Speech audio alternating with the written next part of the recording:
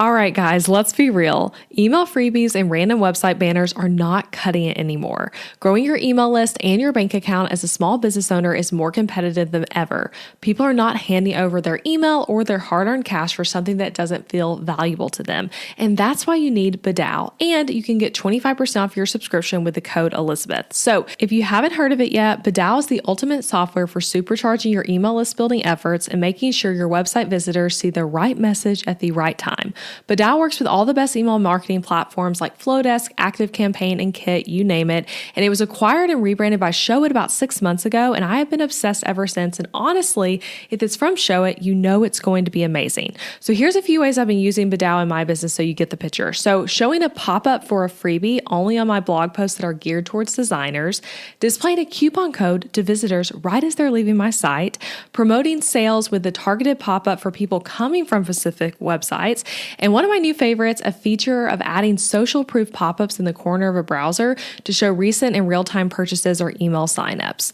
Badao makes it ridiculously easy to connect with your audience in a way that feels both personal and strategic. And seriously, I've had my mind blown by all the features like targeting new visitors differently than returning ones or popping up an offer after someone's browsed a certain number of pages. So here's the best part. Badao is offering 25% off for a limited time with the code Elizabeth. So this is the best deal you will find, and I'm so excited to share it with you because I know this will transform your business sales like it has mine.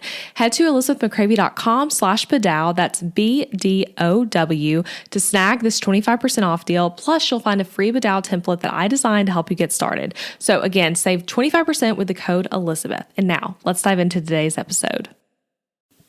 Last year, around the same time, I brought you an episode about team vision meetings. And for those of you who were listening back then, this was huge for your businesses. And I love seeing so many of you share about your own meetings you hosted after hearing the episode. So this concept is one I don't hear people talk about like often or ever, but has been so huge in my business, which is why I decided to teach it to you guys. So what is it? Okay.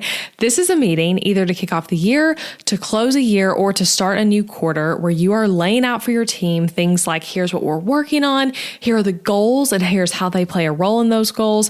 Here's the data from this last quarter or last year or whatever it is, whatever data means for you. We'll talk about that in this episode. And this is obviously something larger companies are doing often, and even smaller to medium-sized businesses, they just have a different name for it. But it's also great for us business owners who have small teams where the team might all be contractors and where they may or may not be remote. So in this episode, I'm telling you exactly how to do this. And there's also a free PDF guide for you to go along with this that has screenshots and examples from my own team vision meetings. You can get that for free at elizabethmccravey.com/vision. That link's in the show notes as well. And if you're thinking as you hear this episode so far that like, Elizabeth, that's great for you, but this sounds fancier or for a bigger team or a bigger business than my own, I just want to tell you, I promise you it's not. The name might sound fancy or something, but I promise you it's not. This meeting can be with you and your VA. It can be with you and that brand new podcast or design assistant you just hired. It can also be with you and 2 to 3 other people who all play a small or big role in your business. It can even be with you and your spouse just to talk about your business with someone else besides yourself. So anyway, I think this is just important for everyone to know it can be for you. And this isn't just like a W-2 employee thing. This is a like you have help in your business. You don't do it 100% alone. So let's involve other people in it type of thing. Like I said, there's that PDF guide to help you with this. So that's elizabethmccravey.com/vision. Now here is the episode. And this is a recast from the episode aired previously with a fresh intro, of course, as I'm talking right now. So just know that as you go into the episode that this is a recast, but whether you listen to it already or not, this will be a great refresher for you as you plan your vision meeting for the year. Hope you enjoy. Here's the episode. Hey guys, I'm Elizabeth McCravey, an online educator for entrepreneurs, website designer, wife, boy mom, and your host for the Breakthrough Brand podcast, the show that's all about pulling back the curtain on how to actually build a successful business. I don't skim the surface around here. If you want to dive deep into the nitty-gritty details of what it takes to run a sustainable business that fits your unique lifestyle while standing out in a crowd, then you are in the right place. I created a multiple 6-figure a year business in my early 20s, and now in my 30s, I'm still running that successful multiple 6-figure a year business on just part-time hours now as a working mom. I'm here to share everything I've learned and everything I'm still learning because I believe that the keys to building a thriving business should never be a secret. Here you'll find episodes that are actionable, direct, and fun, like friends chatting business over coffee, and a fresh, honest take on the reality of being an entrepreneur. If you're ready to master online marketing, website design, personal branding, mindset, time management as a busy parent, scalable and passive income, and business strategy, then this is the podcast for you. It's time to build your breakthrough brand. Let's do this. All right, so before I get into all this, I want to say one more thing, and that is that this is for you even if you have one team member who's a contractor, who's pulling 5 hours in your business a week, because they likely play a role in some of the goals that you are setting in your business. So just know that, like, small team, large team, whatever, medium-sized team. I've really just a few people on my team personally, but this can still apply to you. And also, if you do not have a team yet, I still want you to listen to this episode because you can kind of do a version of this just with yourself that I think would still be really effective. And as you're listening to this, if you're thinking, hey, it'd be helpful to have this in a little guide so I can reference as I'm planning my own, go to elizabethmccravey.com/248248 download, and you can actually get a workbook guide to go along with this. And in it, I'm outlining everything, giving you some examples to help you really make this actionable as you plan this team meeting. So again, get that at elizabethmccravey.com/248 download. And I'm also linking to that in the show notes. First of all, I have 5 reasons of why you should do this. And in sharing those reasons, I'll kind of be starting to share a little bit of the how-to. But the first reason is that we often don't talk about the overall vision enough for the company with our team, especially remote team members or contractors. And as a visionary, you might know this happens where you're feeling like, this is what I'm hoping happens with social media, or I'm hoping to launch this by June, or I'm disappointed in these numbers and want to see them change, but you don't tell anyone. You just keep it to yourself. And having a meeting that is this type of communication allows you to really communicate with your team about where the company is headed, and kind of forces you in just one sitting to actually communicate the overall vision for the year. I also love this because you can give ownership to people in your team, because by them knowing the vision, they can then have unique ideas that they otherwise wouldn't about how to grow the business in their particular department or area. So you might have a goal you share with the team, and someone now comes to you with an idea that they would not have even known to share with you if they had not known that this was something you're working on, that this is a goal in the business. I've seen this literally firsthand of me communicating this stuff helps people have more ownership. And it's ownership to help with ideas, but also just ownership of what they're doing. Again, it can be really common for small teams of contractors to where everyone feels like, I don't really know I just know these are my tasks. I don't really know what we're working towards or what we're doing. So this helps with that. Number 3, it also creates team bonding in an environment where team bonding is tougher. So again, if you're like me, your team might be small and spread out all over the world. So it's not as easy to be bonded as it would be if you all worked in the same office space and were seeing each other every day, or even just lived in the same city. So I think this type of meetings creates a strong work bonding of hey, we are all working towards these common goals, and we're all seeing each other and talking about it. And this goal might not relate to something I do, but now I know that it's something she's working on, and kind of that sort of overlap. And number 4, even if you're talking about your goals in a weekly or monthly meeting, it is great to just have a meeting where this is all you talk about, to literally just give it a focus. So when we do this meeting, it is, we're going to be doing this at the beginning of the year, but this is all we're doing. It's no practical talk about failed payments or an email or the next launch. It's just visioning. And I typically am also the one doing the majority of the talking. So it's almost like I'm presenting to everyone live. Honestly, it can feel a little bit like a webinar, which you'll hear me share when I explain how to do it. But I think it's really important to have a meeting where it's hey, this is all we're talking about, that we're not getting into the nitty gritty of the week or whatever, but this is just the big focus. And lastly, you coming up with a vision in a way that you can clearly communicate to someone else is really important.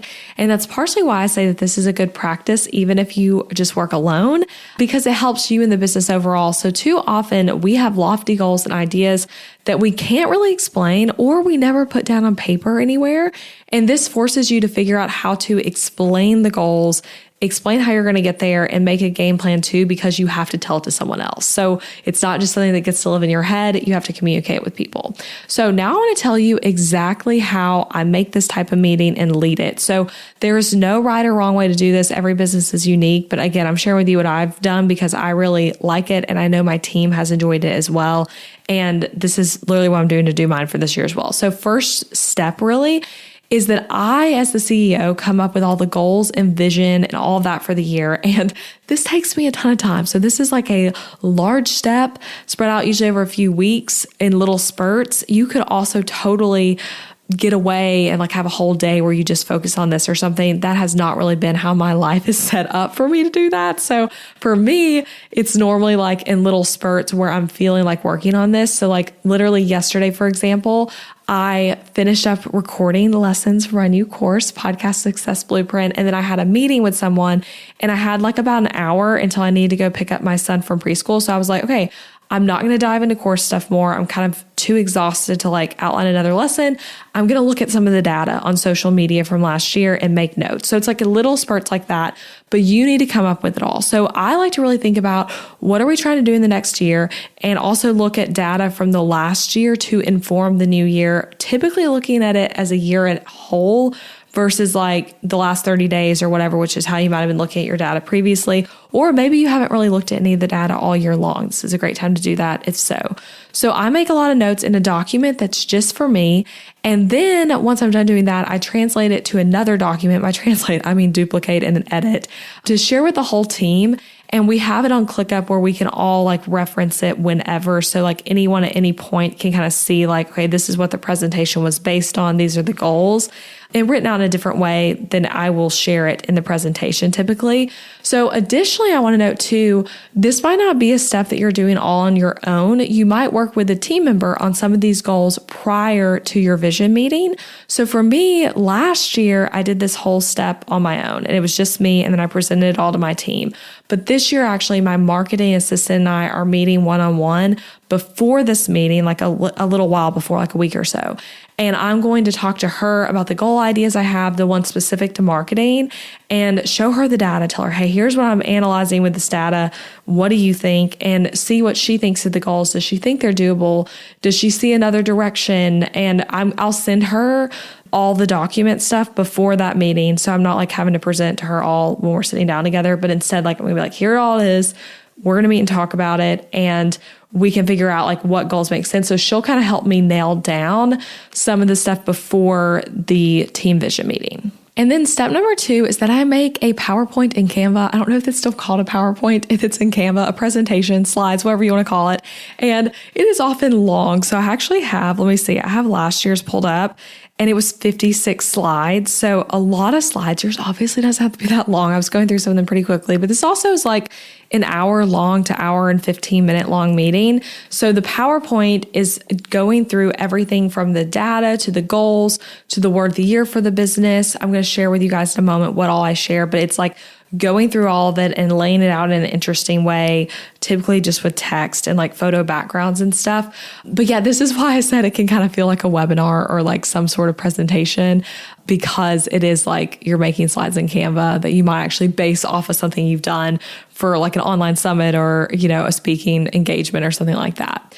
And then the third step is that I schedule a meeting with the team. It's typically our first meeting of the year. And it's again to set the goal and vision for the whole year. And then after that, in future meetings, we might kind of do some check-ins of like, hey, here's how things are going with these goals. So like we said, we wanted to get on to this number of this thing. Here's where we are. And with this, I do it on Zoom and you would be presenting, but you can also keep it casual. So like give the team time to talk, ask questions.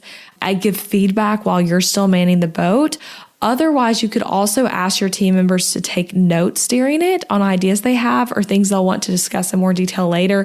So that's how it has played out for us in the past, where like I'm mostly the one talking, but then afterwards I talk one-on-one, just like over Slack with everyone of like, hey, like what were your thoughts on all this? And then we kind of do some more individualized things, but also people can like ask questions and whatnot. And I do this on Zoom and screen share. And also worth noting, this could be a time to invite other team members to be involved who aren't in the day-to-day of the business as much. So you might have like this 1 or 2 core people that you're like, they're on Slack with me, they're in ClickUp with me, like they work on stuff alongside me. But this could also be a time to invite someone like your podcast editor or bookkeeper or the copywriter you work with really frequently. If you want them to know this stuff too, you'd obviously be paying them for their time to be there. But I think that could also be helpful of like inviting them to this. And if you're available, I'd love for you to come and pay to be here so you can see what I'm working on, and it can help inform what you're doing in the business too. So now, what do you talk about in that 56 slide PowerPoint, right? So what all I share with my team, let me tell you, here are I have really 4 major things I'm sharing. But again, yours might look totally different. So first of all, I'm sharing the words for the year for the business. So I talked about these and how to set these in your own business on episode 245. So go listen to that if you missed it. It is an excellent episode, but it's about setting words for the year for your business, not just words for your personal life. But I will share what those words are with my team and what the meaning behind them are. So not just the word is this, but hey, here's why it is, and here's how it plays into our goals, and here's how this word interacts with what happened last year. The second thing I share is basically sales data of where customers are coming from, what's working, what's most popular, what's not working. So for me, this is things like, okay, this year or last year rather, our top referral sources for new sales was this source. This is the product that sold the most. This was our highest month of revenue. This was our lowest. And here's why I think both those things were the case. And then also some results this year we launched 10 new products, or, it's halfway through the year. Let's say you're doing this halfway through the year. It might be that hey, at the beginning of the year, we said we wanted to do this thing 20 times and we are only have done it 5, and it's halfway through the year. So we are not on pace for that goal. So let's talk about, do we adjust the goal? Or do we pick up our pace? How could we pick up our pace? Here's my vision for how to pick up the pace. That sort of stuff is what's happening, right? So basically data analytics a lot. And I'm not sharing necessarily everything I personally find. So I might find some data that I look at and analyze for myself to come to the goal that I don't share with the team. For example, you might not feel comfortable sharing exact revenue and sales numbers with your team, and that's okay. You can still actually do a lot of this data sharing without sharing nitty gritty numbers. So just basically sharing hey, what's working, and also pat people on the back when the thing that's working is something that they do in the business. That's a great time to be able to offer some praise to your team members.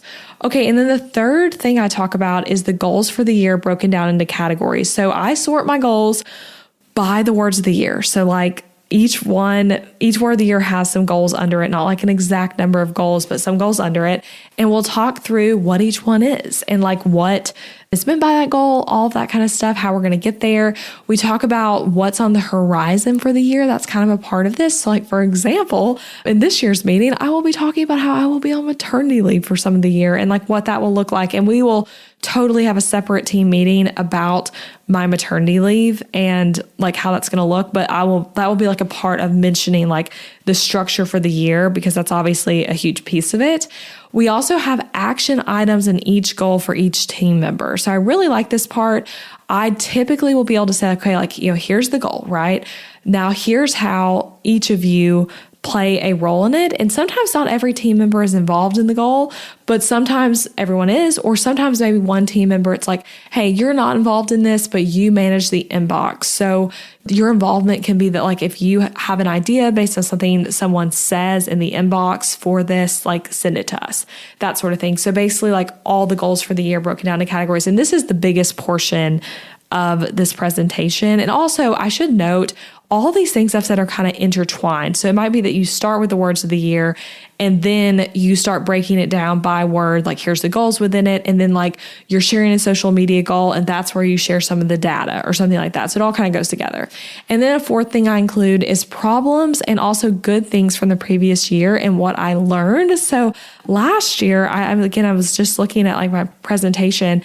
I had quite a few vulnerable things I shared with my team of hey, this is some stuff I felt didn't work this year, and this is what I learned, and this is informing our new goals, and this is how we're going to change this stuff. So this can be a time to really again, let your team into things that they might not otherwise know, so that they know why you're heading in the direction you're trying to head. So that is the gist of the meeting, and some final tips to kind of close with here. I want you to just remember that goals you make in your business can change.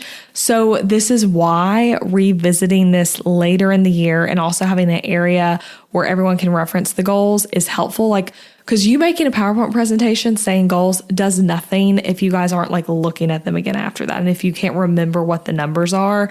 So you got to check in on them. So that's why I think another meeting later in the year or even quarterly is smart. So maybe you do a meeting to kick off every quarter, where the first meeting is the longest to kick off the year, but then after that, you're like just revisiting stuff a little bit.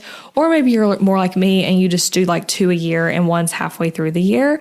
So I also recommend having an area, again, with all the goals clearly laid out so any team member can see it and it does not just live in a PowerPoint. So if you're ever like, hey, what was our goal for how many guest interviews you were going to do this year? Like, we need to be able to go find and see it. And the biggest thing I just want to say with this is like, you have to revisit the goals or they don't matter.